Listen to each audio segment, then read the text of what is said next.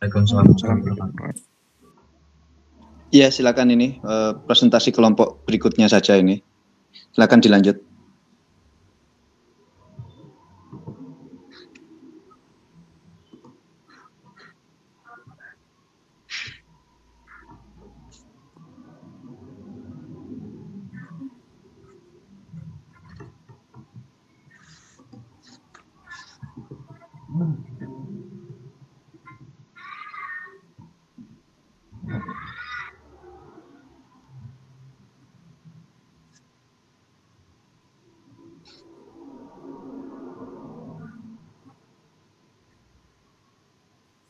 Pak, permisi, mungkin sekaligus menunggu kelompok 3, apakah sudah ada presensi? Iya, nih. Baik, terima kasih Pak.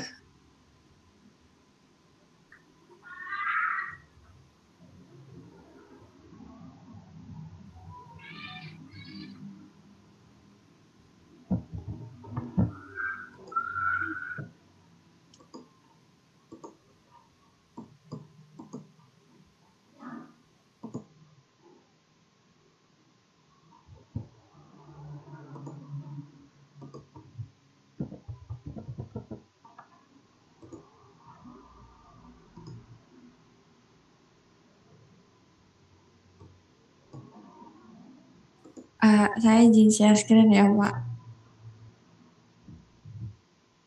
Ya, silakan. Pak, tapi masih disable. Siapa yang presentasi ini? Kelompok 3, Pak. Saya. Siapa yang mau share ini? Saya, Pak. Lucy.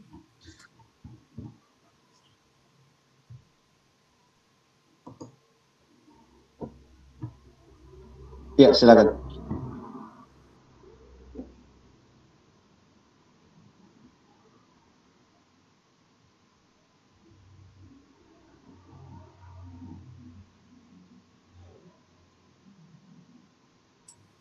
Baik, saya mulai.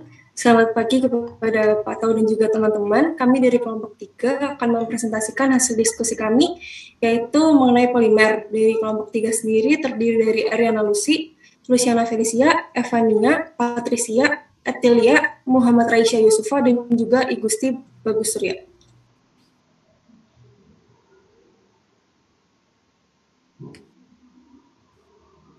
Nah, untuk apa aja yang akan kita bahas di materi kali ini, yang pertama ada definisi dari polimer sendiri, klasifikasinya, perbandingan polimer, struktur molekul, code and standard, mechanical properties, dan juga pengaplikasian dari polimer sendiri. Yang pertama ada definisi polimer.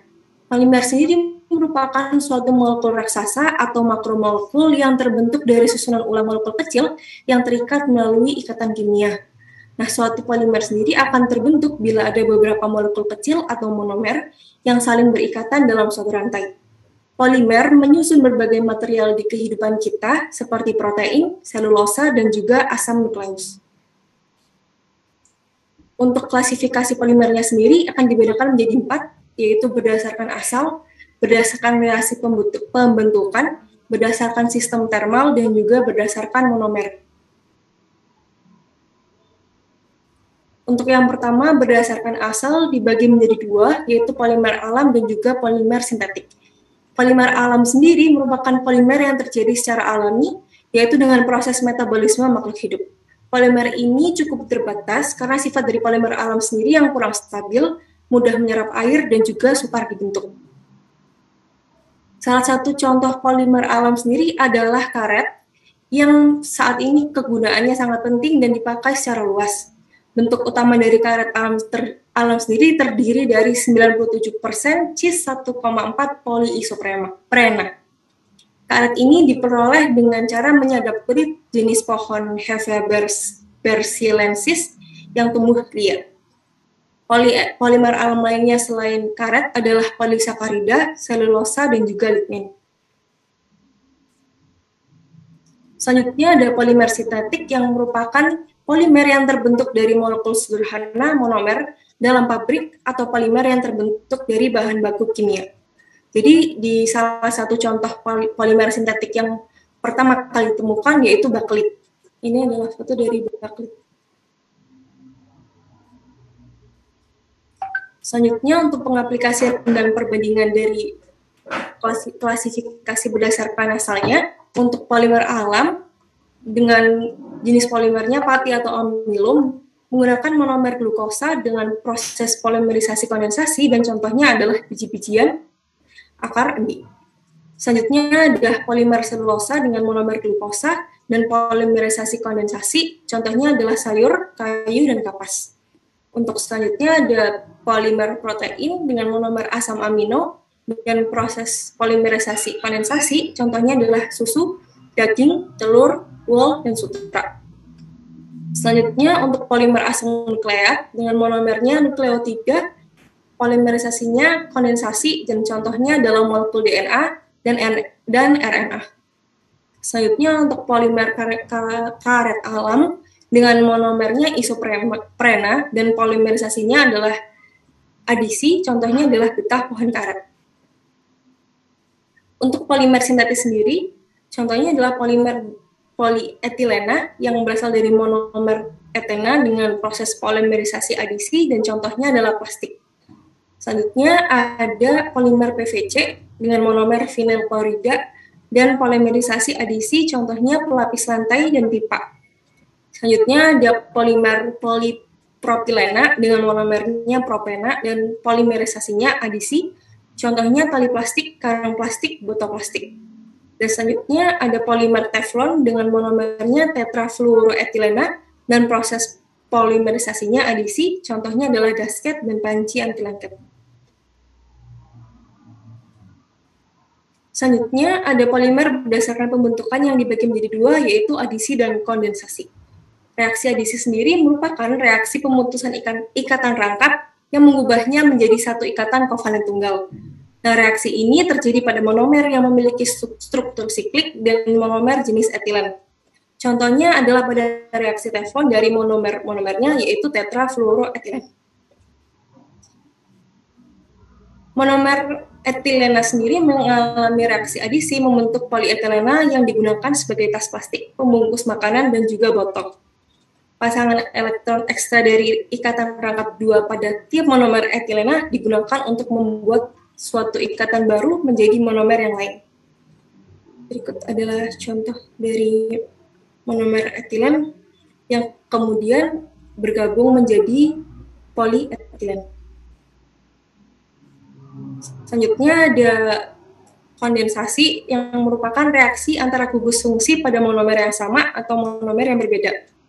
Polimer kondensasi sendiri terbentuk dari adanya reaksi monomer satu dengan lainnya melalui proses pelepasan atau terbentuknya molekul kecil seperti H2O, NH3, atau HCl. Dapat dilihat dari gambar yang diberikan bahwa di sini H dan HO saling melepaskan namun membentuk molekul kecil baru yaitu H2O. Lanjut. Untuk perbedaan sifat dari adisi dan kondensasi sendiri, untuk adisi harus memiliki ikatan rangkap 2 atau ikatan rangkap 3 untuk monomernya. Sementara untuk kondensasi harus memiliki 2 gugus fungsi yang sama atau yang berbeda. Selanjutnya, adisi tidak menghasilkan produk sampingan, sementara kondensasi menghasilkan produk sampingan seperti HCl, H2O, dan juga NH3. Selanjutnya, adisi monomer menghasilkan polimer, dan kondensasi juga menghasilkan polimer. Selanjutnya, berat molekul polimer yang dihasilkan adalah kelipatan dari berat molekul monomer untuk adisi, sementara untuk kondensasi memiliki hal yang berbeda, yaitu berat molekul polimernya bukanlah kelipatan dari berat molekul monomer. Yang terakhir, asam atau basa Lewis dan juga inisiator radikal adalah katalis dalam polimerisasi adisi, sementara untuk kondensasi hanya asam dan basa untuk katalisnya.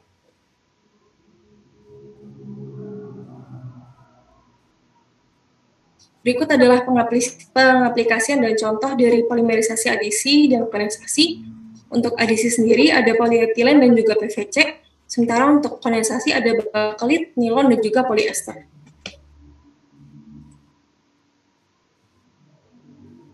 Baik, selanjutnya akan saya lanjutkan. Jadi ada klasifikasi polimer berdasarkan sifat termalnya. Yang pertama ada termoplastik, di mana polimer termoplastik adalah plastik yang akan menjadi lunak atau bahkan mencair apabila menerima pemanasan. Lalu akan menjadi keras kembali apabila suhu diturunkan kembali. Proses ini reversible sehingga dapat dilakukan berkali-kali. Oleh karena itu, termoplastik mudah dibentuk dan dapat didaur ulang berkali-kali dengan melakukan pemanasan setiap kali membentuk. Terus termoplastik itu cenderung memiliki komposisi yang lunak, banyak dari polimer linear yang memiliki struktur cabang dengan rantai fleksibel adalah contoh dari termoplastik. Lalu pengaplikasian termoplastik, misalnya ada PVC atau polivinil klorida, lalu ada PP, polipropilen, dan juga PE, polietilen, di mana termoplastik ini memiliki lipid unit yang sama, yaitu ada CHX, CH2, di mana X adalah H untuk polietil, CH3 untuk PP, dan juga Cl untuk PVC. Lalu yang kedua ada thermosetting. Polimer thermoset adalah polimer yang tidak dapat mencair atau meleleh saat mengalami pemanasan, karena pada saat pemanasan ikatan utama rantai dari polimer termoset ini bersama-sama menolak vibrasi dan rotasi dari pergerakan rantai ketika diberikan kalor ke dalam gitu. Sehingga polimer tidak bisa meleleh. Sifat utama dari termoset adalah adanya ikatan silang yang menyebabkan kenaikan berat molekul yang besar dan juga sifatnya yang kaku. Struktur kimia dari termoset ini lebih beragam. Yang paling umum misalnya phenol formaldehyde, urea formaldehyde, sama melamin formaldehyde. Terus beberapa sifat polimer thermosetting adalah keras dan kaku, lalu jika dipanaskan akan mengeras dan tidak dapat dibentuk ulang seperti yang tadi di termoplastik, lalu tidak dapat larut dalam pelarut apapun, jika dipanaskan akan meleleh, dan juga tahan terhadap asam basa serta mempunyai ikatan silang antar rantai molekul. Contoh pengaplikasian thermosetting seperti yang tadi saya sebutkan, ada urea formaldehyde yang biasa kita temui di penutup toilet, lalu ada melamin formaldehyde seperti yang kita tahu atas dasar melamin, contohnya ada di piring-piring melamin, dan juga ada phenol formaldehyde yang bisa kita temukan di bakelit yang ada di stop kontak. Perbedaan termoplastik dan termosetting dan termoset polimer. Yang pertama, kalau termoplastik polimer itu terbentuk dari reaksi adisi dan juga punya rantai linear polimer rantai linear yang panjang dengan tidak adanya ikatan antar molekul. Sedangkan kalau di termosetting itu terbentuk dari proses polimerisasi kondensasi dan punya struktur 3 dimensi dengan banyak molekul. Lalu yang kedua, termoplastik polimer itu bisa dicairkan lagi dan lagi sehingga lebih mudah untuk dibentuk. Sedangkan kalau termosetting itu tidak bisa dicairkan atau dibentuk ulang ketika dia sudah berada di posisi yang keras. Lalu kalau termoplastik polimer itu cenderung punya titik leleh yang lebih rendah dan juga tensile strength-nya juga lebih rendah. Sedangkan kalau termoset polimer punya melting point yang lebih tinggi dan juga tensile strength yang lebih tinggi. Lalu termoplastik polimer memiliki molecular weight atau berat molekul yang lebih rendah daripada termosetting polimer. Begitu juga sebaliknya, termosetting polimer punya molecular weight yang lebih tinggi daripada termoplastik polimer. Contohnya seperti yang sudah tadi saya tunjukkan, di termoplastik ada polistiren, teflon, sama nilon, sedangkan di termosetting ada vulcanized rubber, bakelit, sama polyurethane. Klasifikasi selanjutnya ada polimer berdasarkan jenis monomer. Yang pertama, homopolimer, di mana polimer yang terdiri dari satu macam monomer yang diulang-ulang dalam senyawa. Salah satu contoh pembentukan homopolimer ada dari polivinil klorida dan polietilen. Ini salah satu cara pembentukan homopolimer polietilen, di mana ada C2H4 atau etil hydrocarbon ethylene gas. Ketika C2H4 ini berada dalam kondisi yang sesuai atau kondisi tertentu dengan ditambahkan katalis, biasanya itu alkil atau R, itu akan menyebabkan ikatan rangkap dari C C2 ini akan terpisah sehingga dapat membentuk ikatan lain dengan R sehingga terbentuknya polietilen dari solid homopolimer. Seperti yang bisa kita lihat, kalau homopolimer itu terbentuk dari satu repeat unit dalam sepanjang rantai polimer yang panjang. Misal kalau di sini ada CH2 sama CH2, ini akan menjadi repeat unit sepanjang polimer. Contoh lain dari homopolimer adalah politetrafluoroetilen dengan repeat unit CF2, lalu ada polivinyl klorida dengan repeat unit CHCl dan CH2, dan polipropilen dengan repeat unit CH, CH3, dan CH2. Di mana repeat unit menunjukkan bahwa repeat unit adalah komponen dari suatu polimer dalam rantai panjang polimer tersebut. Pengaplikasian dan contoh, misalnya ada polivinyl klorida yang sering digunakan di pipa, di mana polivinyl klorida adalah material yang sangat kuat dan juga cenderung lebih murah. Polivinyl klorida tahan terhadap air, korosi, dan juga suhu ekstrim. Kandungan klorin yang tinggi membuat polivinyl klorida ini cenderung self-extinguishing, karena ketika adanya api, klorin yang ada di polivinyl klorida itu akan terbakar duluan sehingga api itu tidak dapat menyembur ke udara. Lalu di PTFE atau politetrafluoroetilen terkenalnya itu karena being hydrophobic atau tahan terhadap air, lalu memiliki densitas yang tinggi dan juga resisten terhadap temperatur tinggi. PTFE merupakan material yang sangat kuat dengan berbagai varietas dari aplikasi. Tapi yang paling terkenal dari PTFE pengaplikasiannya adalah non-stick properties yang bisa kita temukan di Teflon. Lalu untuk polistiren atau PS lebih dikenal sebagai material yang kuat, juga solid plastik, dan sering digunakan di produk-produk yang lebih membutuhkan kayak ketransparanan gitu. Misalnya kayak food packaging, juga laboratory wear. Ketika digabungkan dengan berbagai pewarna, aditif, atau plastik lainnya, polistiren itu bisa menjadi elektronik atau bagian-bagian spare part mobil, mainan, dan lain-lainnya.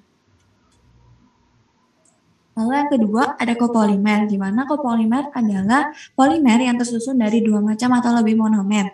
Misalnya monomer SBS, polimer stirena, butadiena stirena merupakan copolimer yang tersusun dari 3 monomer. Adanya 2 jenis atau lebih monomer ini membuat kemungkinan terjadinya variasi struktur polimer lebih tinggi daripada di homopolimer sebelumnya. Berdasarkan proses polimerisasi dan fraksi relatif dari repeat unit, ada beberapa jenis polimer chain yang dapat terbentuk. Yang pertama ada alternating copolimer. Pada alternating copolimer ini, adanya 2 unit yang berulang secara bergantian mengisi rantai polimer. Pada alternating copolimer, 2 repeat unit ini bergantian secara sempurna. Lalu pada random copolimer, adanya repeating unit atau monomer yang terdistribusi secara acak pada rantai polimer. Seperti yang terlihat pada gambar, kalau tadi di alternating copolimer itu monomer A yang hitam dan monomer B yang putih itu saling bergantian secara sempurna. Sedangkan di random copolimer ini mereka lebih acak dan tidak bisa diprediksi kira-kira selanjutnya monomer A ada berapa dan monomer B ada berapa gitu. Sedangkan kalau yang blok copolimer, repeating unit identikal itu tersusun dalam bagian-bagian tertentu atau biasa kita sebut sepanjang rantai polimer. Misalnya monomer yang sama, karena monomer yang sama cenderung akan saling menambahkan terlebih dahulu sehingga terlihat adanya satu segmen panjang jenis monomer dan lanjutkan segmen panjang dari monomer lainnya. Sehingga kalau di alternating copolimer tadi monomer tersusun sempurna 1 dan 1, sedangkan kalau di blok copolimer, monomer itu juga tersusun sempurna tapi dalam bentuk blok copolimer. Lalu yang terakhir ada graf copolimer, di mana adanya cabang dari monomer dengan satu tipe yang sama menempel pada rantai utama monomer yang terbentuk dari repeat unit yang berbeda. Seperti yang bisa kita lihat, misalkan yang hitam adalah monomer A dan yang putih adalah monomer B. Blok dari monomer B itu akan menggabungkan diri ke dalam rantai monomer A.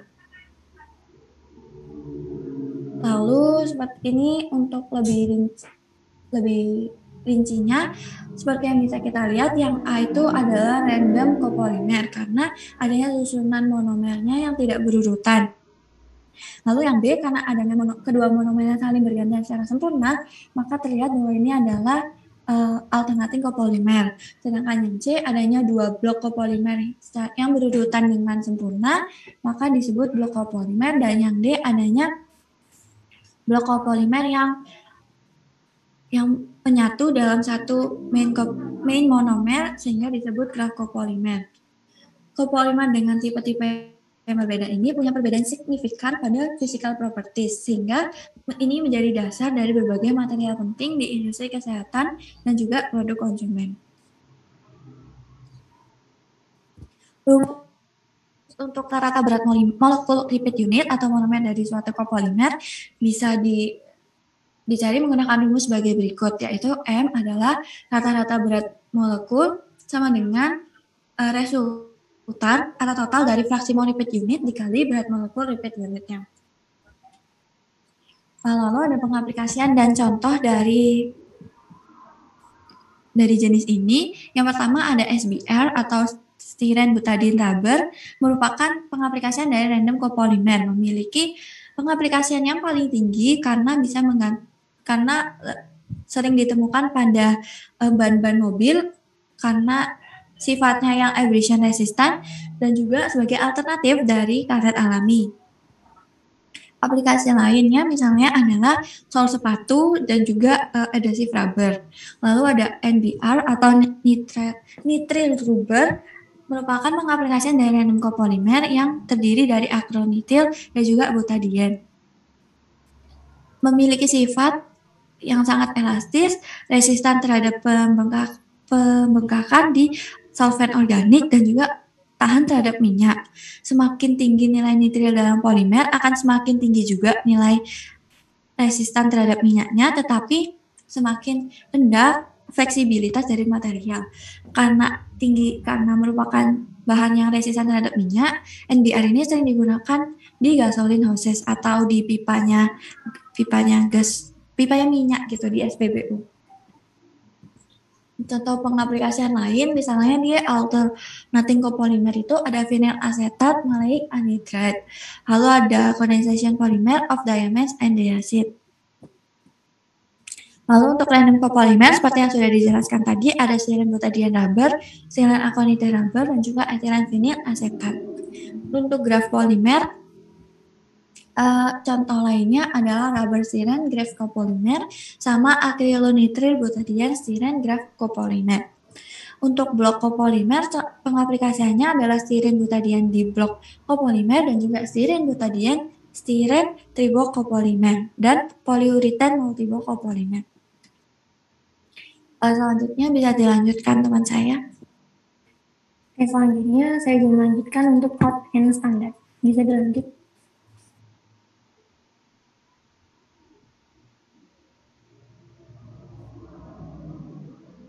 Oke, untuk standar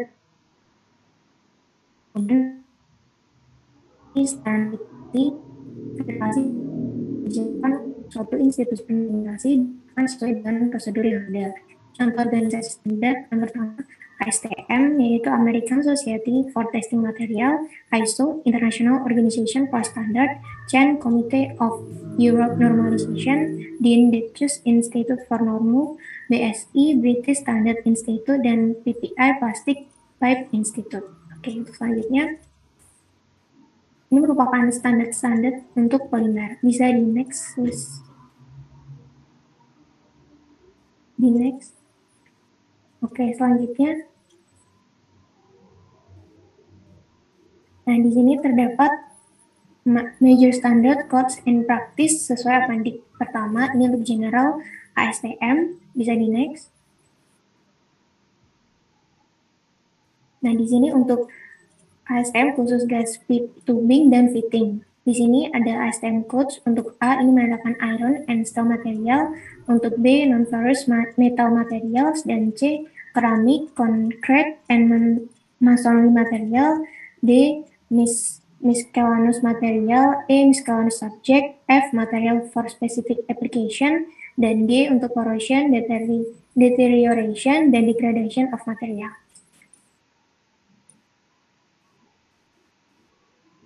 Nah, di sini selanjutnya ada PPI tentang technical report. Technical report ini disingkat dengan TR. Nah, di mana TR ini merupakan dokumen yang menjelaskan proses kemajuan atau hasil penelitian teknis ilmiah atau keadaan masalah penelitian teknis ilmiah. Terdapat juga rekomendasi dan kesimpulan dari penelitian.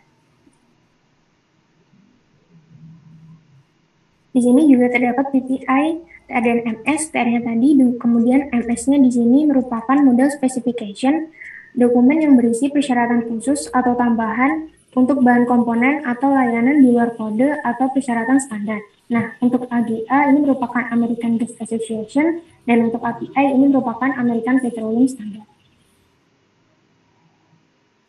Di sini ada kode. Kode merupakan standar yang telah diadopsi oleh suatu atau lebih badan pemerintahan dan memiliki kekuatan hukum atau ketika dokumen itu dipersyaratkan dalam suatu dokumen kontrak. Nah, di sini spesifikasinya API 15LE untuk materialnya HDPE. Untuk Pipe Material Designation Code-nya ada PE 3608 dan untuk cell classification-nya ada 345464C. Oke, bisa di next. Nah, di sini merupakan properties cell classification menurut ASTM D3350. Mengapa di sini menggunakan D3350? Karena D3350 ini merupakan standar yang dikeluarkan oleh ASTM untuk spesifikasi standar polyethylene pipa plastik dan bahan fitting. Oke, untuk selanjutnya. Nah, di sini ada PE 3608 untuk digit pertama yaitu 3 sesuai cell number nomor 3. Nah, selanjutnya di sini dalam ASTM juga diperlukan apakah bahan tersebut berwarna dan juga sifat stabilizer yang disertakan untuk melindungi bahan tersebut berpotensi untuk merusak dari sinar ultraviolet. Di sini disediakan tabel kedua yaitu code letter representation. Untuk kode A ini berarti natural, untuk black color, yang C ini black with 2% minimum carbon black, kemudian yang D natural with UV stabilizer, dan E untuk color with UV stabilizer. Oke, untuk di sini sesuai dengan cell classification dan code UV tadi, ini dijelaskan untuk cell number PE 445574, di mana di sini untuk digit pertama yaitu 4. Nah, di sini 4 berarti untuk densitasnya kita melihat dari tabel classification tadi yang nomor 4. Di sini densitasnya ada lebih dari 0,947 sampai 0,955. Kemudian untuk digit yang kedua ini juga 4. Untuk digit melt index berarti kita juga melihat dari klasifikasi yang tertera pada tabel pertama tadi, yaitu kurang dari 0,15. Selanjutnya digit ketiga ini 5. Electoral modulus of compound ini berada dalam 758 hingga kurang dari 1103 MPa.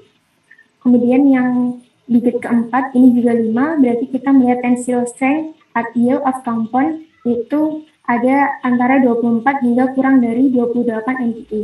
Kemudian untuk yang digit kelima yaitu angka 7, ini resistant to slow crack growth of compound SCG, ini 500 minimum based on pen test. Itu sesuai pada tabel yang pertama tadi. Kemudian untuk yang digit ke-6 itu ada angka 4. Ini berarti dia kekuatannya berada di 11,03 MPa. Untuk code letternya ini C, berarti black with 2% minimum karbon. Selanjutnya itu ada etah polietilena. Polietilena ini dibagi menjadi 4, yaitu HDPE, MDPE, LDPE, dan LDPE. Namun yang belum digunakan itu adalah HDPE dan LDPE. HDPE sendiri merupakan high density polyethylene, yang mana merupakan jenis polietilena yang diproduksi pada suhu dan tekanan yang relatif lebih rendah. HDPE ini merupakan plastik yang paling kuat di antara polietilena yang lainnya. Sedangkan LDPE ini merupakan low density polyethylene, yang mana merupakan jenis PE yang diproduksi melewati proses polimerisasi dengan tekanan yang jauh lebih tinggi dibandingkan HDPE. Umumnya, HDPE diolah menjadi pipa, wadah makanan, barang tekstil, dan lain-lain. Sedangkan LDPE biasanya diproses menjadi selang air, plastik, atau barang elektris lainnya. Berikut adalah kelebihan dari polietilena. Yang pertama itu zero leaks. Pipa polietilena yang digabungkan dengan proses fusi panas akan membentuk sendi yang bebas kebocoran. Desain ini menghilangkan potensi titik kebocoran setiap 20 kaki yang dapat terjadi dengan PVC dan pipa besi ulet. Lalu yang kedua itu lightweight and flexible. Polietilena ringan dan tidak memerlukan penggunaan peralatan angkat berat untuk instalasi ini. Mengurangi kebutuhan untuk peralatan, sangat baik dalam pergeseran tanah dan berkinerja baik di daerah rawan gempa. Fleksibilitas pipa ini memecahkan banyak masalah yang unik yang tidak dapat diperbaiki dengan beton yang kaku, PVC atau pipa besi ulet. Lalu ada good electrical performance, di mana di mana polietilena terutama HDPE ini memiliki kinerja listrik yang baik, terutama kekuatan dielektrik isolasi tinggi sehingga cocok untuk kawat dan kabel. Nilai berat molekul sedang hingga tinggi, memiliki ketahanan dampak yang sangat baik pada suhu kamar dan bahkan pada suhu rendah. Selanjutnya itu ada lower life cycle cost, di mana pipa ini tahan terhadap tekanan tinggi sehingga polietilena tidak akan bocor dan tahan korosi. Hal ini dapat mengurangi perbaikan dan biaya pemeliharaan secara berkala. Selanjutnya ada corrosion and chemical resistant, di mana pipa polietilena ini adalah polimer non konduktif dan tidak berkarat atau korosi, sehingga menjamin umur pemakaian yang panjang. Selanjutnya itu best for the environment, di mana polietilena adalah yang paling aman, material pipa yang paling ramah lingkungan. Teknologi fusi pada polietilena berarti tidak pernah melepaskan racun dari limbah ke dalam tanah atau air. Pipa ini juga tidak berbau, sehingga pipa ini aman untuk digunakan sebagai bahan kemasan seperti makanan, pakaian, dan pakaian rajut. Selanjutnya itu ada kekurangan HDPE. Jadi kekurangannya itu 3. Yang pertama itu sifat ketahanan terhadap penuaan dan tekanan lingkungan tidak sebaik LDPE, terutama kinerjanya akan berkurang karena oksidasi termal. Karena itu, polietilen densitas tinggi ditambahkan dengan antioksidan dan penyerap UV untuk meningkatkan kekurangannya saat membuat lembaran plastik. Yang kedua itu transparansi rendah HDPE, penghalang buruk untuk oksigen dan gas lainnya. Yang terakhir itu sulit untuk mencetak. Selama pencetakan, pelepasan permukaan harus dilakukan. Selanjutnya itu kekurangan LDPE, yaitu sulit dihancurkan atau didaur ulang. Lalu daya tahannya kurang baik bagi gas-gas yang lain seperti oksigen, dan yang terakhir tidak support HDPE sehingga hanya dapat digunakan untuk produk-produk ringan. Berikut adalah perbandingan LDPE dan HDPE. LDPE itu fleksibel dan lebih lentur, sedangkan HDPE itu agak kaku dan keras. Lalu keduanya ini memiliki set kompresi yang bagus dan juga sama-sama memiliki ketahanan terhadap abrasi yang baik. Lalu mereka berdua ini juga memiliki massa jenis yang sama-sama ringan, cuma bedanya LDPE itu lebih ringan, yaitu dengan massa jenis 0,912 sampai 0,925 gram per cm kubik dengan berat molekul 10.000 sampai 15.000 gram per mol. Sedangkan HDPE memiliki massa jenis 0,94 sampai 0,965 gram per cm kubik dengan berat molekul 10.000 sampai 100.000 gram per mol. Lalu keduanya juga memiliki ketahanan terhadap bahan kimia yang baik, dan LDPE memiliki kristal sebesar 50-60%, sedangkan HDPE memiliki kristal sebesar 90%. Berikut adalah perbandingan ketahanan terhadap bahan kimia antara LDPE dan HDPE. Jadi untuk ketahanan terhadap dioxid itu untuk LDPE dan HDPE itu sama-sama bagus, untuk dialkalis juga sama-sama bagus. Sedangkan terhadap lemak dan minyak itu berada di tingkat sedang. Lalu untuk aliphatic hydrocarbons, aromatic hydrocarbons, dan halogenated hydrocarbons itu dua-duanya sama-sama kurang dalam ketahanannya. Next. Untuk propertinya, perbedaannya itu kalau untuk LDPE itu tensile strength-nya itu 0,2 sampai 0,4 N per mm kuadrat, sedangkan HDPE itu 0,2 sampai 0,4 juga.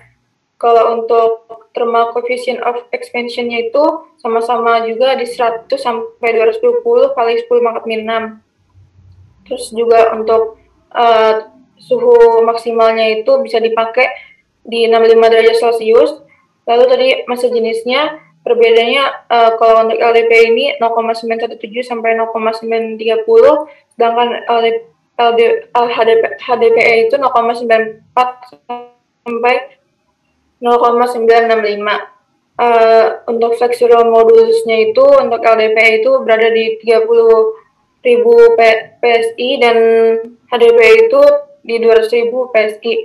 Lalu untuk water absorption-nya untuk LDPE itu 0,10% dan HDPE juga 0,10%. Lalu untuk coefficient of linear thermal expansion-nya untuk HDPE sendiri adalah 7 in per degree Fahrenheit dikali 10 pangkat min 5. Selanjutnya ada pemrosesan polimer. Jadi bahan campuran untuk membuat polimer itu ada 5. Yang pertama itu resin, lalu stabilizer, lalu ada pewarna, ada pastiser, dan pengisi.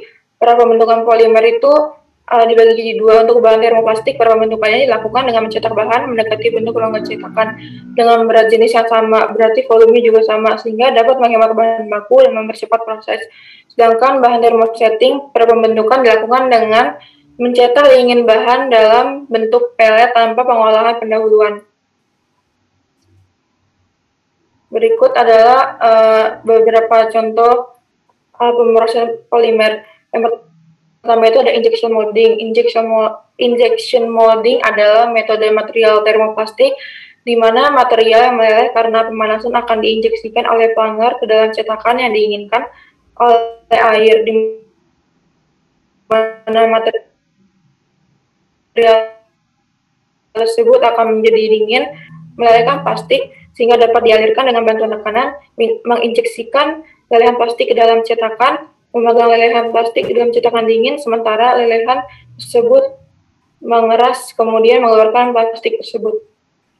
Proses injection molding diawali dengan memasukkan resin atau pelet ke dalam hopper. Bagian dari mesin injection bisa dilihat di gambar ini, lalu memasuki ke bagian barrel sesuai dengan prinsip gravitasi. Pemanasan resin hingga tercapai ke titik melting oleh heater, resin mengalami proses plasticizing berbentuk cairan sehingga mudah untuk diinjeksikan ke dalam molding. Di dalam molding, resin dicetak sesuai dengan desain dan cetakannya dan mengalami pendinginan untuk proses perubahan fase dari cair ke padatan. Next. Berikut adalah perbandingan kondisi LDPE dan HDPE saat injection molding. Jadi untuk pengeringnya sendiri untuk LDPE dan HDPE sama-sama biasanya nggak dibutuhkan. Lalu untuk melt temperaturnya sama-sama di 180 sampai 280 derajat Celcius. Untuk melt temperaturnya untuk LDPE itu 20 sampai 70 derajat Celcius, sedangkan HDPE itu 20 derajat sampai 95 derajat Celcius. Lalu untuk material injection pressure-nya untuk LDPE itu di atas 150 MPa, sedangkan HDPE itu 70 sampai 105 MPa. Untuk back pressure-nya itu LDPE itu bisa di atas 75 MPa. Lalu untuk injection speed-nya mereka sama-sama cepat.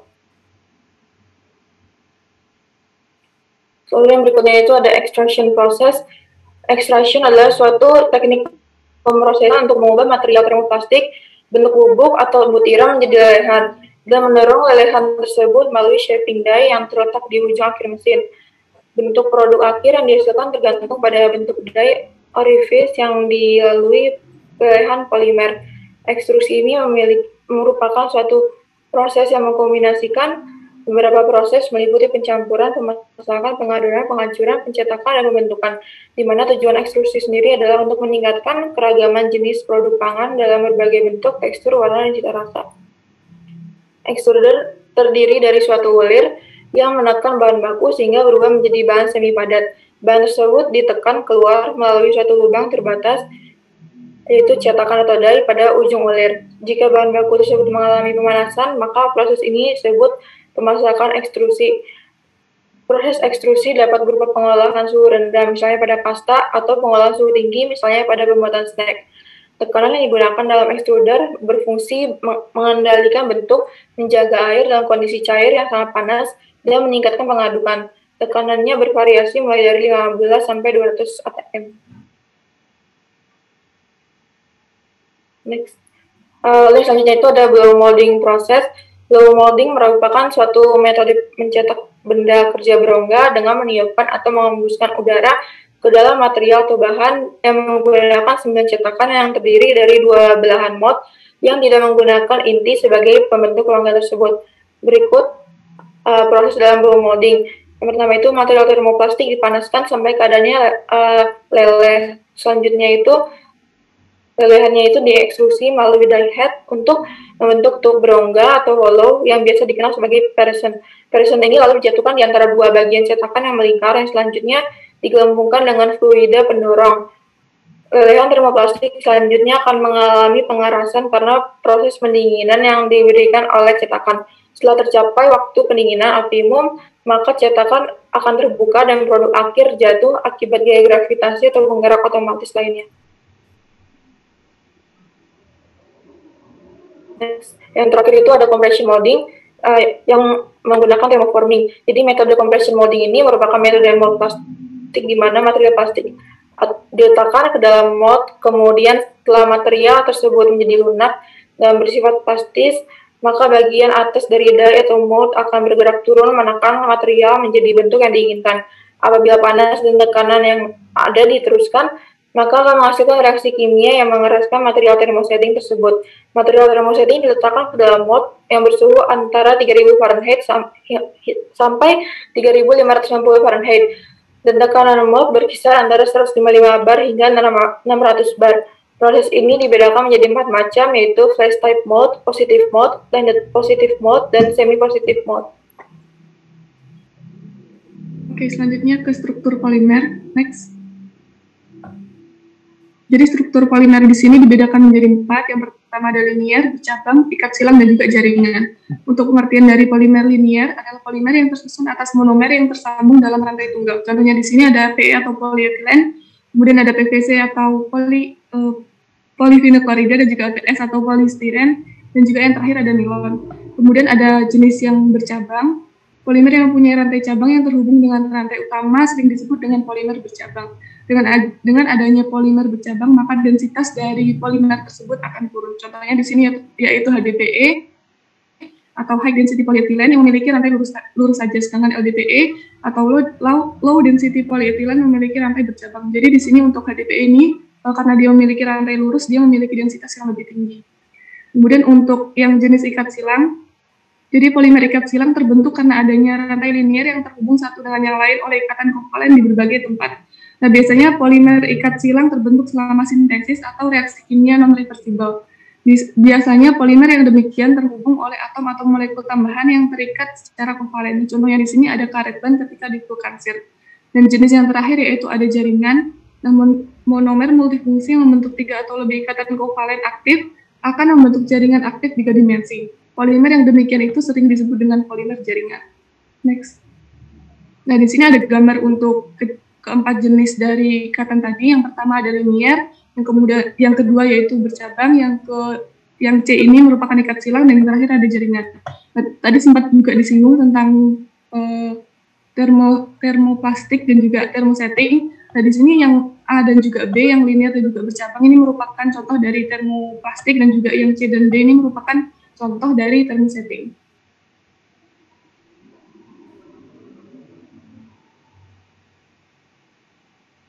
Nah, selanjutnya tentang pengolongan plastik berdasarkan susunan molekul. Bisa di next.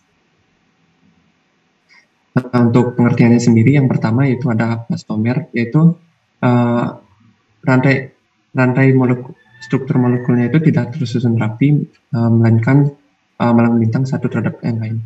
Kemudian juga ada elastomer, yaitu rantai molekulnya itu tersusun dari bentuk jala besar. Kemudian juga ada polimer duromer, yang rantai molekulnya itu tersusun dari molekul bentuk jala kecil. Ini bisa di indeks. Nah, untuk penggambarannya sendiri, untuk malang melintang itu kan agak tidak beraturan, kira-kira digambarkan, ilustrasikan sebelah kiri. Kemudian untuk yang jala itu lebih tersusun rapi, Untuk gambarnya itu di sebelah kanan. Ini bisa di next. Nah, untuk sifatnya sendiri dari plastomer itu yang pertama adalah dapat dibentuk dalam keadaan panas, kemudian juga dapat dikerjakan secara mekanis ketika keras, kemudian juga larut dalam bahan pelarut. Kemudian untuk elastomer sendiri sifatnya yang pertama itu adalah elastis pada temperatur normal, kemudian juga tidak dapat dilas, juga tidak dapat mencair dan juga larut, kemudian dapat juga mengabsorpsi zat cair. Kemudian untuk polimer duramer sendiri itu sifatnya itu tidak larut dan lebih tahan panas dibandingkan plastomer sendiri. Kemudian dalam keadaan panas itu tidak dapat dibentuk, kemudian yang terakhir dapat dilem atau direkatkan. Next. Nah, kemudian untuk contohnya sendiri, plastomer itu yang umum adalah pertama adalah PVC yang digunakan untuk pipa paralel. Kemudian juga polistirena untuk gabus dan kemasan barang elektronik. Kemudian juga ada PPAC, yaitu kegunaan utamanya untuk jas hujan. Kemudian yang selanjutnya elastomer sendiri itu yang paling umum itu adalah karet alam seperti yang dijelaskan tadi. Kemudian juga ada karet sintetis dan neoprena. Kemudian untuk duramer sendiri terdapat melamin yang berfungsi untuk campuran dalam membuat produk-produk seperti di atas produk plastik. Kemudian juga ada poliuretan 9 dalam bentuk busa umumnya. Kemudian juga yang terakhir epoxy darts. Mungkin demikian, bisa di next.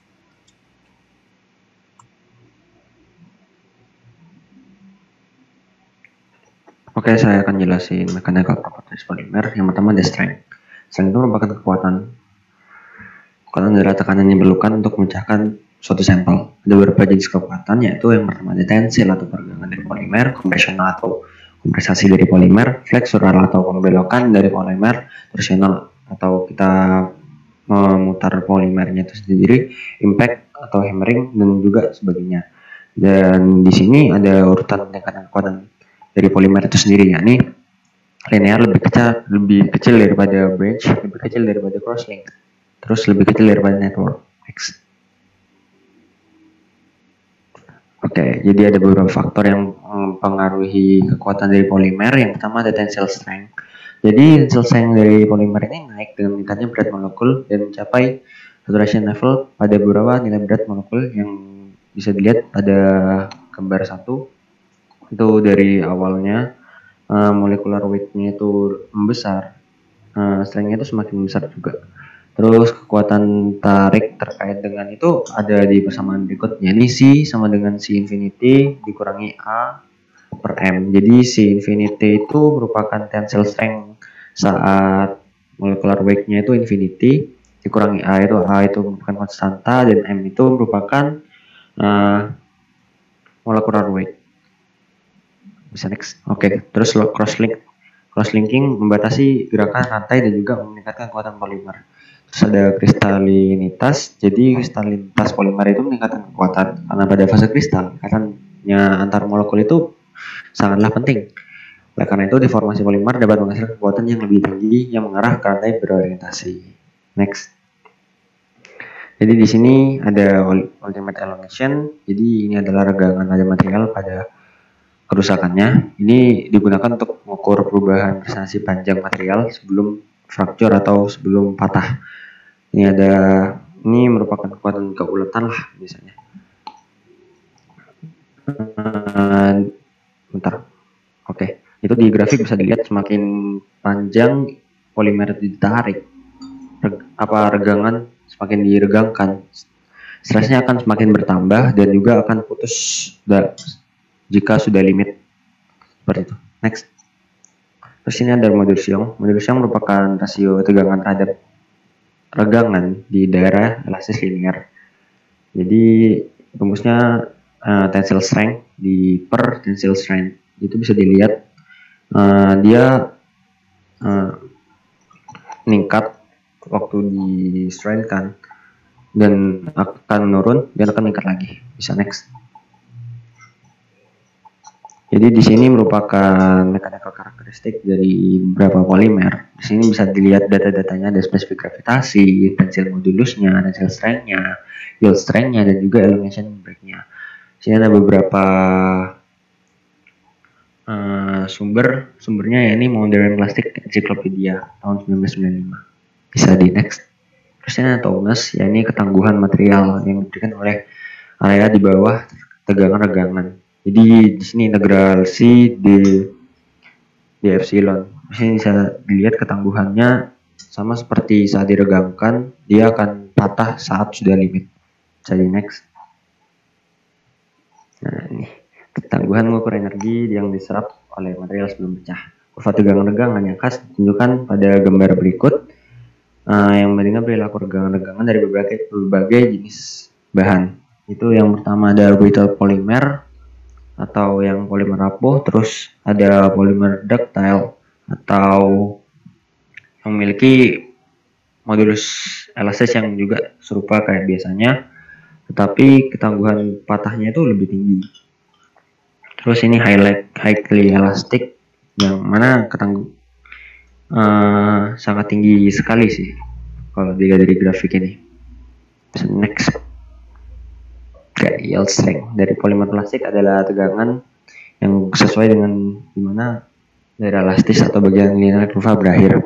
Yield strength adalah tegangan yang sesuai dengan faktor polimer. Tensile strength mungkin lebih tinggi atau lebih rendah daripada yield strength-nya. Itu bisa kita lihat ini dimana tensile strength-nya lebih tinggi daripada yield strength-nya sampai dia fracture atau patah. Di next. Nah ini mechanical property dari polimer dipengaruhi juga oleh suhu. Ini ada alur-alurnya pada gambar berikut. Dari plot ini kita bisa lihat saat peningkatan suhu modulus elastis dan juga kekuatan tariknya berkurang, tapi utility-nya bisa ditingkatkan ya. Itu waktu suhunya rendah, suhunya sampai tinggi. Itu lebih ductile saat suhunya lebih tinggi. Bisa di next. Physical elasticity. Jadi ada dua jenis deformasi. Yang pertama ada elastis dan juga kental. Terus mempertimbangkan tingkat tegangan konstan diterapkan pada seperti yang ditunjukkan pada gambar berikut ini. Jadi ada beberapa waktu dan dihitung C-nya atau tensile stress. Bisa di next. Ini dalam deformasi elastis, regangan dihasilkan pada saat beban konstan diterapkan, dan regangan ini dipertahankan hingga tekanan tidak bisa dilepaskan. Pada saat menghilangkan regangan, material memulihkan dimensi aslinya sebelumnya, yaitu deformasi yang reversible, yaitu ditunjukkan pada persamaan berikut. C sama dengan E kalikan di mana E atau modulus elastik, C itu tegangan, dan epsilon itu adalah regangan yang dikembangkan. Itu ada grafik dari hasil deformation seperti yang tadi. Bisa di next. Nah, tapi dalam deformasi viskos, strain yang dihasilkan tidak instan dan juga tergantung waktu. Ketegangan terus meningkat dengan waktu. Ada aplikasi beban konstan, itu proses pemulihan tertunda. Ketika beban dihilangkan, material tidak kembali ke dimensi aslinya sepenuhnya. Yaitu dia itu tidak bersifat irreversible, nggak bisa kembali ke seperti semulanya. Itu persamaannya sebagai berikut. Viscosity sama dengan d epsilon per dt. Next. Biasanya polimer itu merupakan perilaku gabungan deformasi elastis dan juga plastik, tergantung pada suhu dan laju regangan. Pada suhu rendah dan laju regangan tinggi, perilaku elastis ini bisa diamati. Tapi pada suhu tinggi tapi kecepatannya rendah, perilaku kental ini bisa dilihat, dan perilaku gabungan viskositas dan elastisitas diamati pada suhu menengah dan nilai laju regangan. Perilaku ini disebut sebagai viskoelastisitas dan polimer disebut viskoelastik. Bisa dilihat di grafik-grafik yang ada di bawah. Bisa di next. Oke, terima kasih. Sekian dari kami.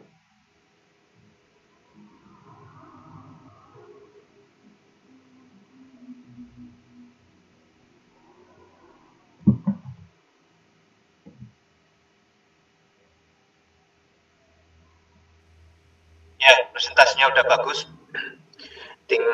Tadi ada yang perlu dikonfirmasi ya. Menurut kalian ini, tadi khususnya yang berbandingan dengan LDPE dan HDPE ya. Kira-kira yang kritikal membedakan dari mechanical property-nya itu apa?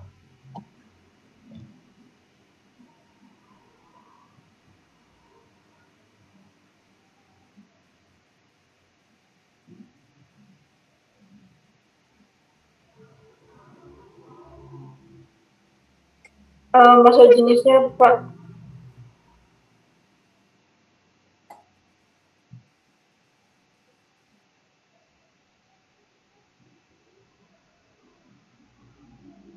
Ya, silakan. Yang membedakan itu masa jenisnya itu, Pak. Sama ketahanannya, karena mechanical yang mana kalau mechanical? Siapa masnya yang terakhir tadi presentasi? Siapa namanya? Saya Pak. Namanya saya apa namanya siapa? Yusuf Pak. Gimana? Yusuf apa? Yusuf Pak. Ucup Pak. Ucup sama siapa ini Mbak E? Patricia Pak. Mbak E siapa jenenge iki? Patricia, Pak. Hah? Patricia, Pak. Patricia mau Ucup ya? Ayo didiskusikan. Ada yang menarik nggak ini?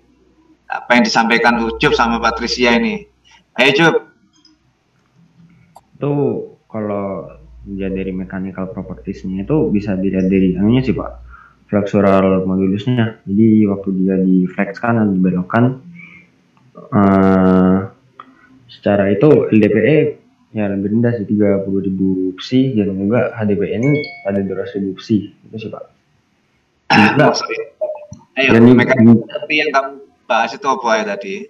Tadi ada berdasarkan suhu, terus berdasarkan mechanical property apa tadi? Apa yang bahas itu? Parameter mechanical property apa saja yang kamu bahas? Tensile, terus compressional, flexural. Kita bicara tensile. Pergelangan. Nah, gimana kalau menurut kalian ini tensile? Setidaknya Ucup sama Patricia. Kalau dari tensile sendiri sih Pak, ini bisa dilihat dari data 0,2 sampai 0,4 ini sama-sama memiliki tensile strength yang sama gitu Pak. Terus dan kamu tadi ngomong apa kalau yang presentasimu gimana, Job?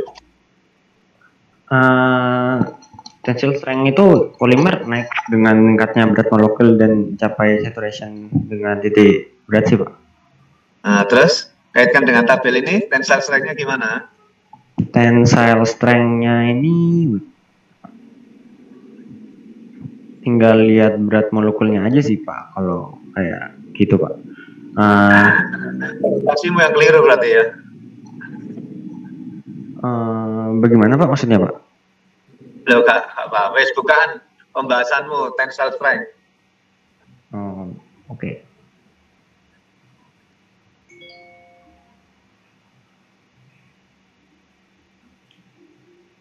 Wes. Aku nyetir fokus yo. Coba aku nyetir loh. Fokus kowe lo go anteng gak iso fokus. Presentasimu tuh yo. Wes siapa ya, Bu? Mechanical property ya, Bu. Jadi ini yang tensile strength. Bisa dilihat di grafiknya, semakin besar berat molekulnya, maka tensile strength itu semakin apa Pak? Semakin meningkat itu, semakin naik Pak. Lihat dari grafiknya. Terus gimana LDPE sama HDPE tadi? Kalau di situ tadi dilihat berdasarkan data situ ya Pak. Di situ mempunyai tensile strength yang sama Pak, 0,2 sampai 0,4 Pak. Jadi tidak ada perbedaan kalau berdasarkan tensile strength-nya Pak. Oh gitu ya, berarti sama ya antara LDPE dan HDPE tensile strength-nya ya? Iya Pak, tadi saya pakai data yang dilihatkan di presentasi itu. Keliru ini ya, coba ya. Mau nambahin Pak, jadi kan ini katanya tergantung sama berat molekul juga ya. Tadi kan sempat dibilang juga kalau berat molekul LDPE itu lebih kecil daripada HDPE gitu. Jadi 20 sampai 40 itu kisaran doang, tapi tergantung sama berat molekul dari bahannya juga Pak. Jadi menurutmu ya, secara logikamu, tensile strength-nya HDPE dengan LDPE ya itu gimana ini Patricia? Mana yang lebih besar atau sama gitu loh. Kalau menurut rumus ini sih harusnya lebih besar HDP karena pengurangnya itu bakal lebih kecil gitu Pak. Kalau buat molekulnya lebih gede kan berarti nanti hasilnya ini luas dibagi M-nya ini bakal lebih kecil. Jadi nanti hasilnya juga jadi lebih besar gitu. Gimana mana? Bingung arek. Ya konten kalian itu bagus ya. Konten kalian udah bagus. Tapi memahaminya ini sing kalian ya masih belum. Ya, boleh kalian ambil referensi-referensi, tapi pahami ya, dipahami beneran itu. Nah, karena ini berkaitan ini ya. Pertanyaan berikutnya sekarang saya bertanya ini. Kalau saya ingin menggunakan ini untuk pipa gas alam itu, saya pakai yang mana itu? Ini di antara LDP atau HDPI gitu Pak? Atau Bisa karepmu, ya terserah kamu. Yang mana ini ya? Pipa gas yang mana ya nanti saya pakai ini? Oke, bisa di next mungkin Lus bagian tabel tadi. Nah, di sini. Jadi kita bisa ngelihat di sini Pak berdasarkan data-data di sini dari elongation break-nya, tensile strength-nya. Yang mana dan ini? Juga, spesifik tunjukkan ini adalah untuk pipa gas itu gimana? Oke Pak. Jadi pipa gas itu biasanya membutuhkan tekanan yang tinggi dan juga suhu yang lebih rendah sehingga diperlukan tensile strength yang besar serta elongation break-nya itu yang juga besar Pak. Di sini bisa kita lihat yang paling besar dari tensile strength-nya itu 75,9 sampai 94,5 itu nilon 6,6 dengan elongation break sampai maksimalnya 300% Pak. Ojo mengarang indah awakmu itu, cup. Tak ada no. Lakon wayang ae awakmu ya, ojo ndalang awakmu iki ilmu iki ya. Ojo ngibul kamu. Pernah tau no pipa nilon digawe gas itu? Ya nggak ada sih Pak, cuma saya berdasarkan dari ini sih Pak. Kamu mimpi bahasa belut mandi besar ini jawabmu itu ya. Ayo ngawur nih. Ayo, nah ini loh maksud saya. HDPE sih Pak. Mosok yang mana jenisnya? Yang high itu Pak. Mana? Coba kamu tadi bicara kelompok ini gitu loh. Presentasi ini bagus kontennya, tapi kamu nggak paham apa sih mbak omong no itu loh. Ayo presentasi awal-awal tadi dibuka, bahkan sampai dioret-oret itu diberi tanda merah itu. Ayo bagian D itu PowerPoint dia. Ayo.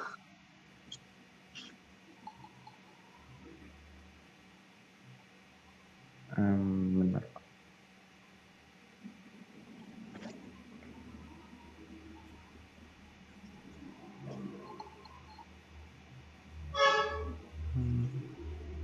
Oh. Ya apa ya Bojo? Di polietilen sih Pak kalau. Yang mana Cuk? Oh, no, tulisannya untuk pipa gas atau gimana Cuk? Nah itu saya nggak ngelihat dari sini sih Pak, tapi dilihat dari sifat-sifatnya polietilen ini jika dijadikan pipa Pak. Yang pertama itu dia itu bisa tahan terhadap korozisi, terus punya ketahanan kimia yang baik, dia itu juga fleksibel, terus ringan terhadap gerakan tanah. Soalnya kalau saya lihat punyanya PGN itu pipanya kan di bawah tanah sih Pak. Jadinya kelompok yang lain yang sakna ucup ini pagi-pagi sudah kena hujan ini ya. Yang lainnya wis kelompok ini. Izin menjawab Pak. Jadi di sini untuk yang desain perbedaan alam itu biasa digunakan atau disarankan menggunakan PE80 Pak. Karena untuk PE80 ini aplikasinya biasanya untuk gas, air, dan industri. Kayak gitu Pak. Sekarang bukaan spesifikasinya PE80 atau PE100 ya, silakan.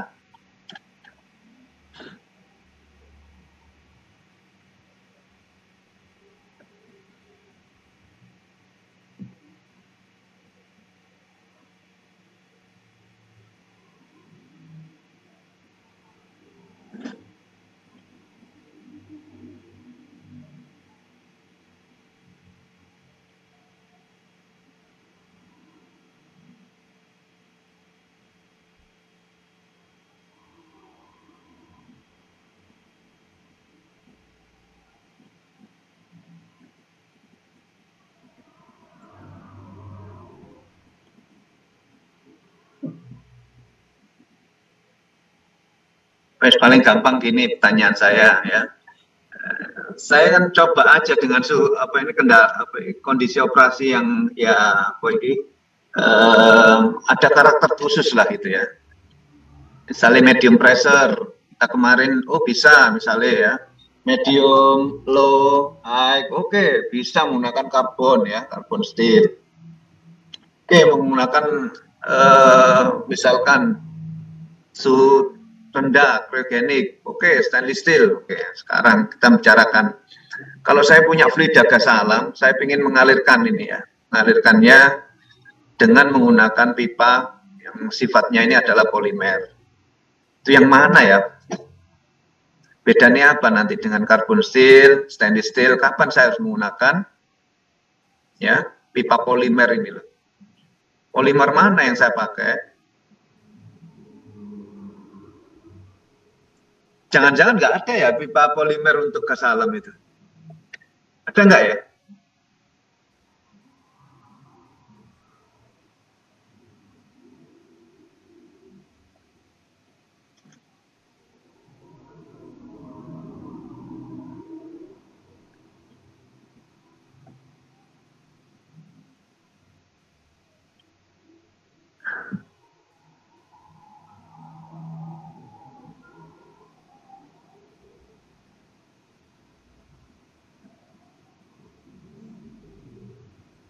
Gimana Mbak?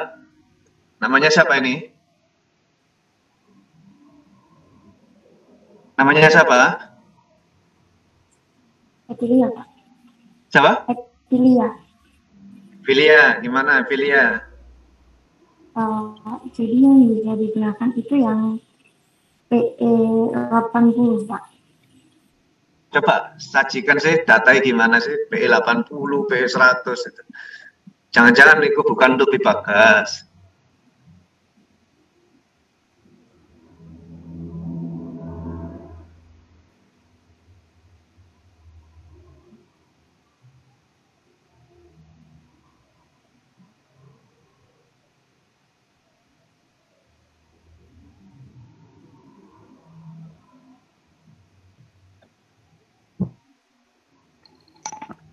Izin nambahin Pak. Kalau untuk pipa gas itu berdasarkan dari dari polimer itu sepertinya nggak ada sih Pak. Yang ada nggak ada sih Pak. Paling pol itu buat host connection gitu Pak. Buat di rumah-rumah biasa. Pipa rumah itu ada Pak yang pakai gas itu. Tapi tidak se ekstrim mungkin dalam penggunaan industri sih Pak. Loh, nggak masalah. Ayo. Yang mana yang digunakan untuk pipa gas rumah itu yang mana itu? Ya PE80, PE100 Pak. Ini sudah dilihatkan. Kapan digunakannya itu?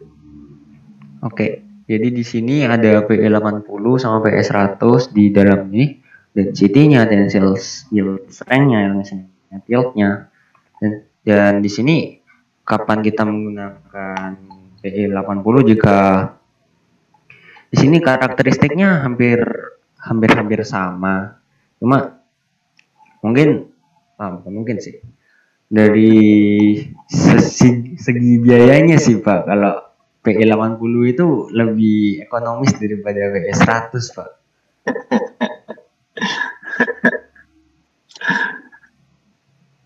Pinter Kak Ucup ini jadi. Pinter coba Pak Ucup. Pinter apa Ucup? Pinter Pak, ngarang Pak. Pinter ngibul. Coba. Wes kalau ono wes PGN ya kan Jargas ini pipa jaringan gas apa ini Surabaya wes itu wes searchingan lah Surabaya itu pipa apa itu ke rumah-rumah itu. Oke, bentar, Pak, saya mungkin mencoba menjawab. Iya silakan. Ya kalau dari zaman Ucup tadi mungkin PE80 sama PE100 itu udah cukup benar karena saya baru menemukan kalau distribusi maksimum gas alam di perkotaan itu sekitar 7 bar. Jadi PE80 dan PE100 ini bisa dibilang cocok untuk dipakai penyaluran gas alam di daerah perkotaan karena mereka bisa tahan di suhu yang rendah. Seperti itu, Pak. Berarti ciri khasnya apa? Ciri khasnya apa ini? Kapan saya menggunakan polimer untuk pipa gas ini?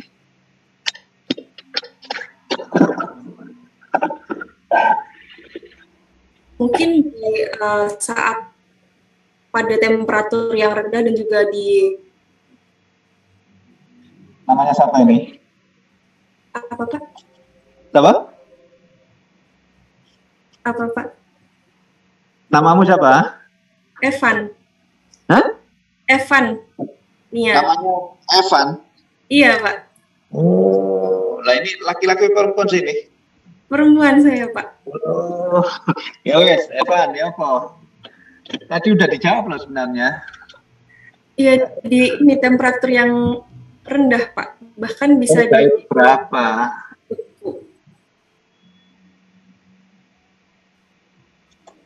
Rendahnya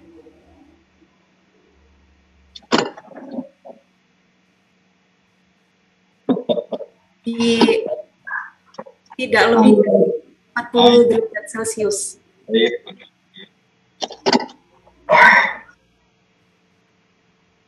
Jadi kalau udah di atas 40 derajat, dari PE 80 sampai PE 100 ini nggak bisa bekerja, akan busuk. Seperti itu, Pak.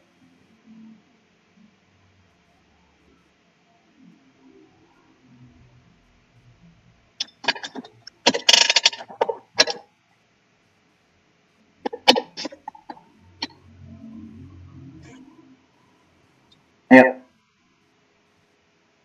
Pada kondisi operasi gimana sih? Saya harus menggunakan itu kan, menggunakan polimer untuk pipa gas alam. Iya, pada kondisinya apa? Temperatur mereka, tekanannya atau yang mananya? Iya, jadi kombinasi antara keduanya, Pak. Untuk pemakaian polimer sendiri harus pada tekanan yang rendah dan juga temperatur yang rendah. Bahkan bisa dibilang saat air atau fluidanya itu beku. Kalau kriogenik bisa itu pakai pipa gas alam itu? Untuk kriogenik, sebentar ya, Pak.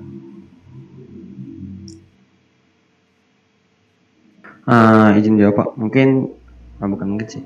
Itu udah nggak bisa sih, Pak, karena brittle temperature saat PE 100 pun itu minus 75 derajat Celcius, Pak. Sedangkan waktu kriogenik tuh kan gas alam maksimalnya minus 162.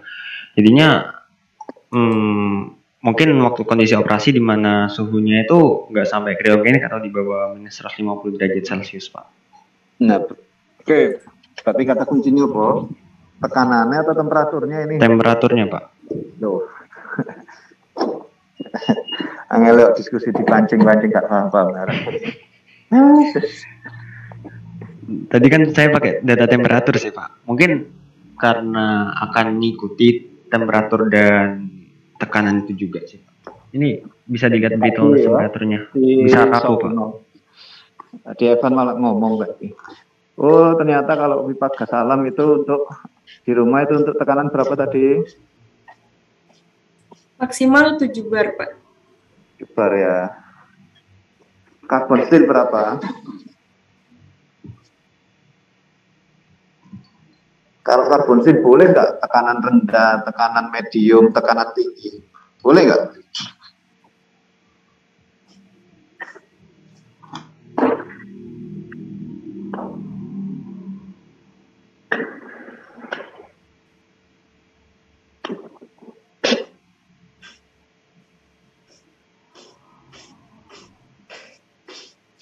Untuk karbon steel sendiri, seperti yang dijelaskan beberapa minggu lalu kan dibagi menjadi 3, jadi di low, medium, sama yang paling atas sendiri, jadi bisa, Pak, untuk diterapkan di high temperatur juga.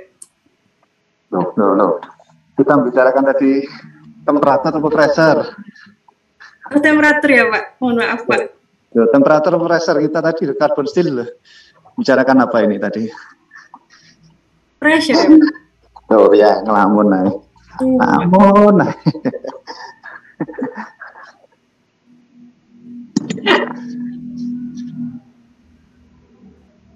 Sebentar ya, Pak.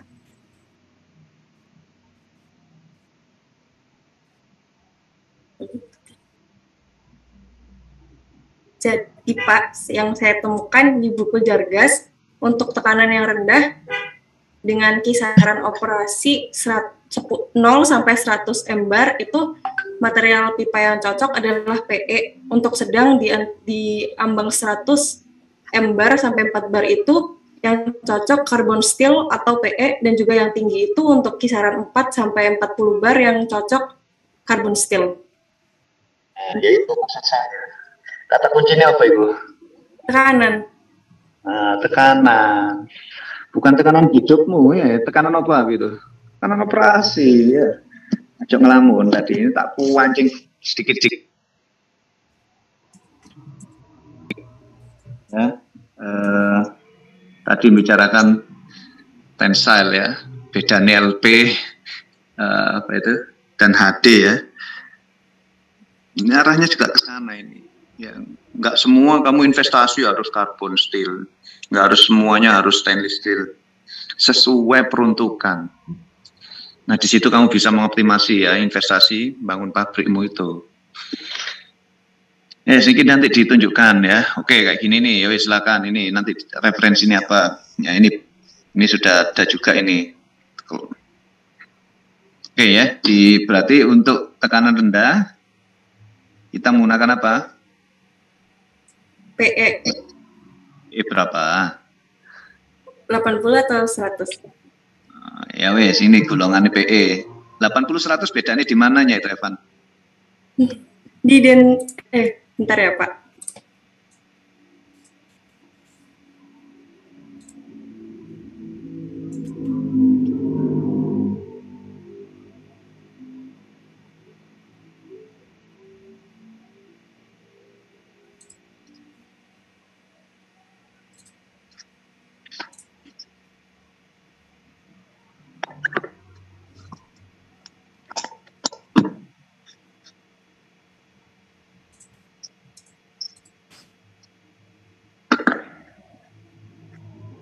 Iya, mungkin bisa dilihat di share screen yang di-share Lucy. Jadi, untuk perbedaan dari PE80 sama PE100 ada di tensile yield strength-nya, terus elongation, tensile modulus, dan juga hardness-nya, dan lain-lain. Mana yang lebih berat menurut kamu? Yang lebih berat masanya atau bagaimana, Pak? Yang mana yang lebih berat? Ini antara PE 80 sampai 100 mana yang lebih berat? Yang PE 80. PE 80 lebih berat ya. Loh. Evan.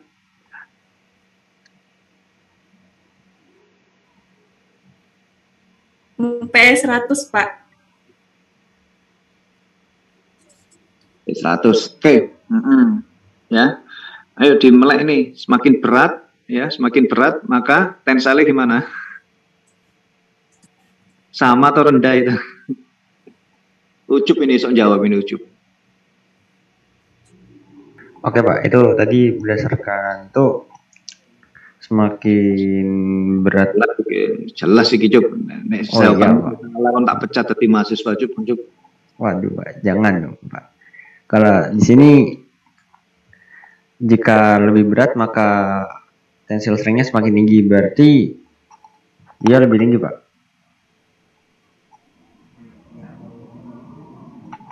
Nah wes, berarti gimana?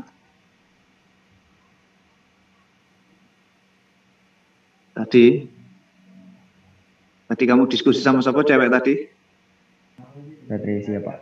Patricia, gimana Patricia?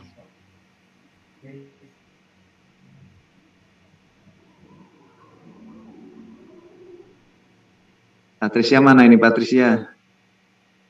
Kenapa Pak? Cok ngelamun ae ta. Ucup mbok lamune wis akeh wong ganteng liyane ya. Cok ngelamun ae. Patricia. Gimana ini? Apa yang kamu presentasikan dengan tabelmu ini? Coba lihat di pendeliki di situ.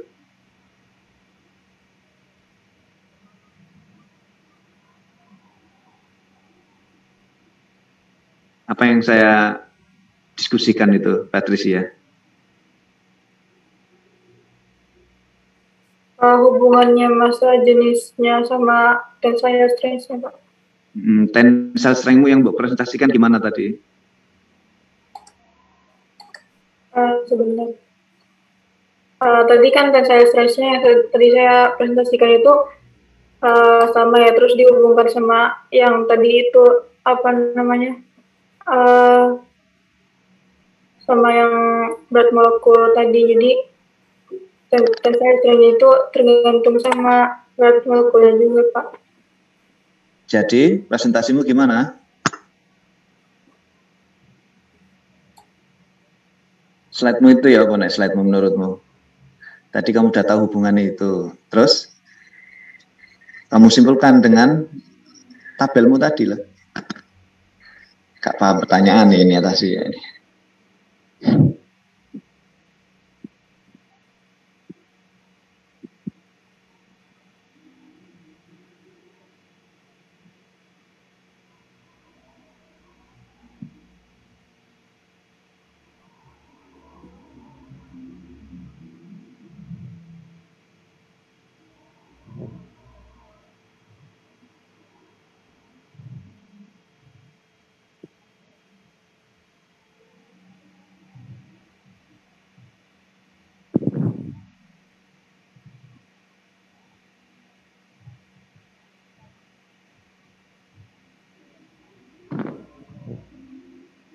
Tabelmu tadi ngomong apa sih, Patricia, kok ngelamun aja?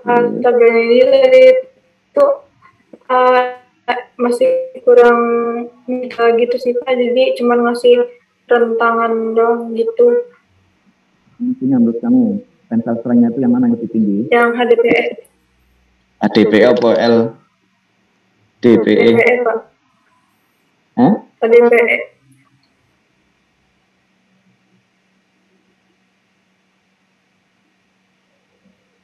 Ya wes, itu nanti dicek lagi ini nih ya.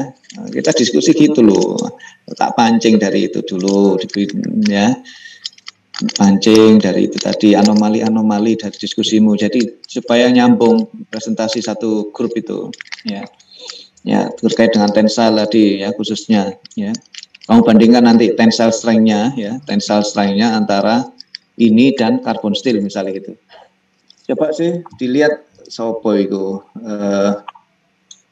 Arek Medion ini siapa jenenge? Siapa Arek Medion kancamu itu loh? Anggoro, Pak. Coba dilihat tensile strength carbon steel berapa?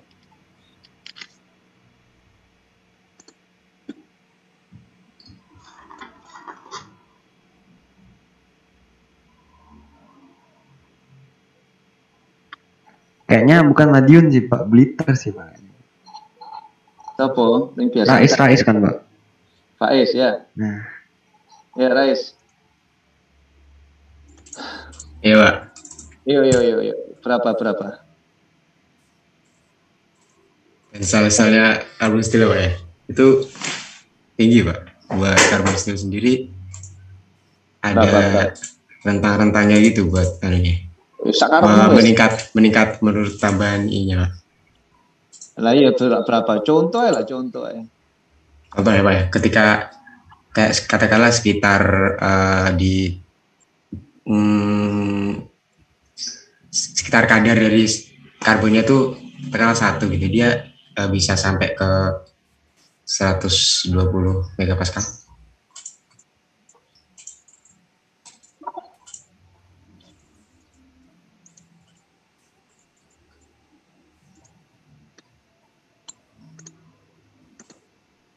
Pak, suara saya terdengar ya, Pak? Ya, terdengar.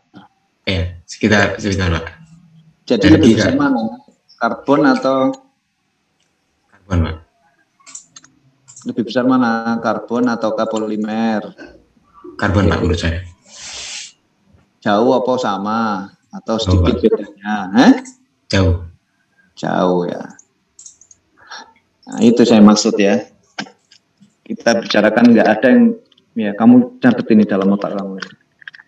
Ya, camkan benar-benar ini. Tidak ada yang mengerti bahan ya. Properti bahan ini sebaik kalian.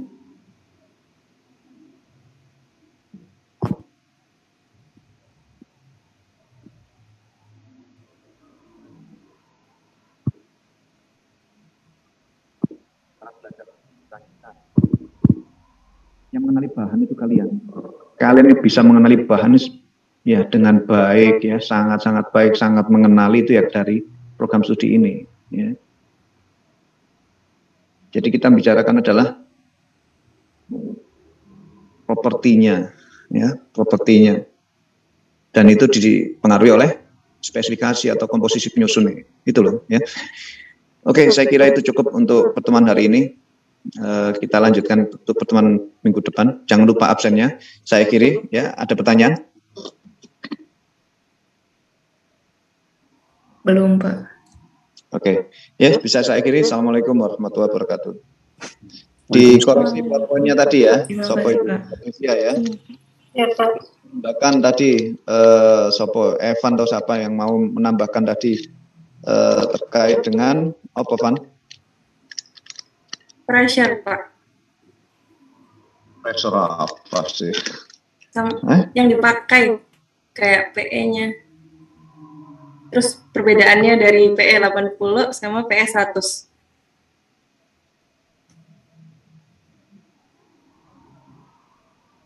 Mohon maaf Pak, suaranya tidak terdengar. Ya, saya apa itu? Dengar nggak suara saya? Sekarang sudah, Pak. Ya wis, ya nanti ditambahkan satu slide lah itu ya, perbandingannya baik carbon steel itu loh ya, biar kamu tahu ya. Saya nggak harus menggunakan carbon steel aja gitu loh. Carbon steel ya lumayan murah, tapi ada yang lebih murah dari carbon steel. Itu ya namanya PE. Tapi ya ada constraint-nya. Constraint-nya apa tadi itu? Apa constraint-nya? Constraint-nya apa PE tadi itu? Pressure-nya nggak bisa dibuat terlalu tinggi banget. Lah iya, berapa tadi Patricia? Di sih? Kok Patricia? Apa Evan ini? Berapa Van? Tekanan Evan? Tekanan untuk yang PE Pak. Iyalah, saya mau ngomong ucup Patricia. Evan, berapa tadi tekanan?